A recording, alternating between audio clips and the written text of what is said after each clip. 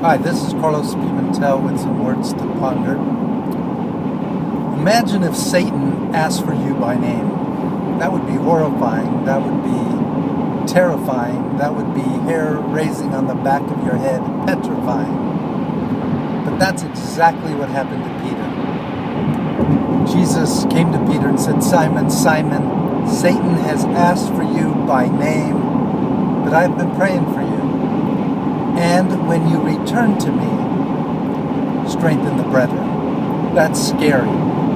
When Jesus comes and says, Satan is looking at you, Peter. He wants to sift you like wheat. Now, I've heard a lot of preachers and pastors say that Satan, when he attacks, Jesus prays for us, and certainly that's true. He intercedes for us. But listen, Satan did sift Peter like wheat. How did that happen? Well, Jesus is having dinner with his apostles.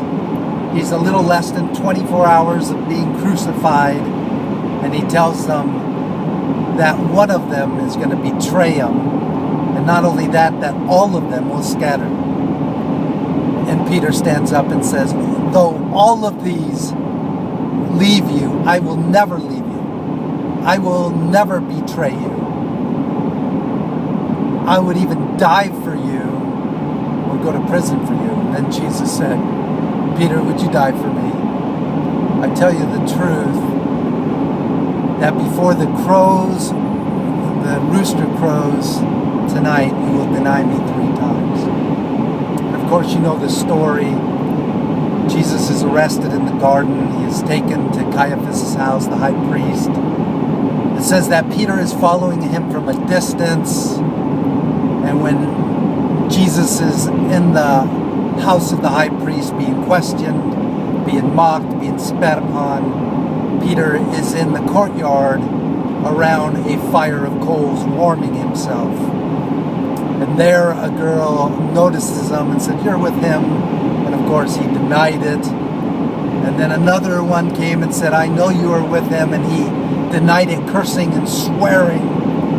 And then another guy comes up and says, "Hey, your speech, is it from Galilee? You're one of them." And he denied it. And then the rooster crows.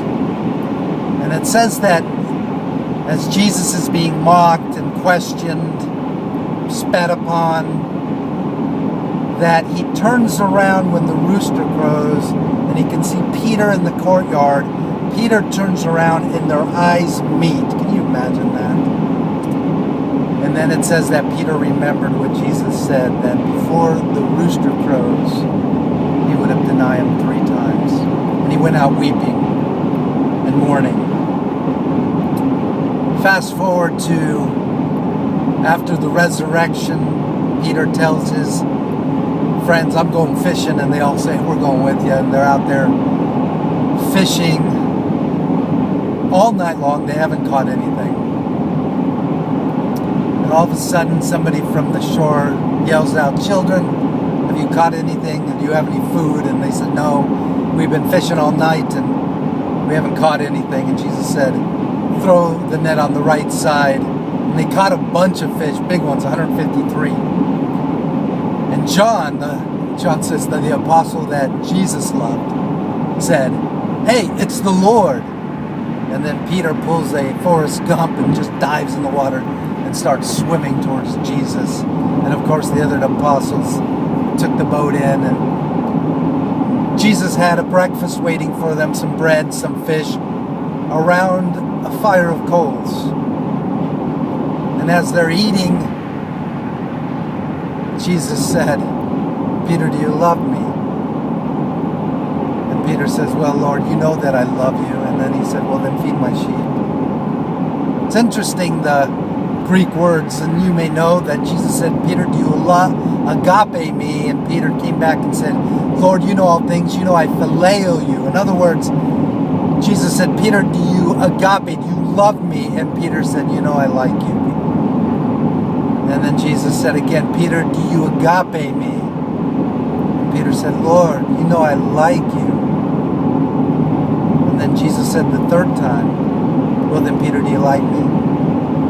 And He says, you know all things. You know that I like you. And he says, feed my sheep.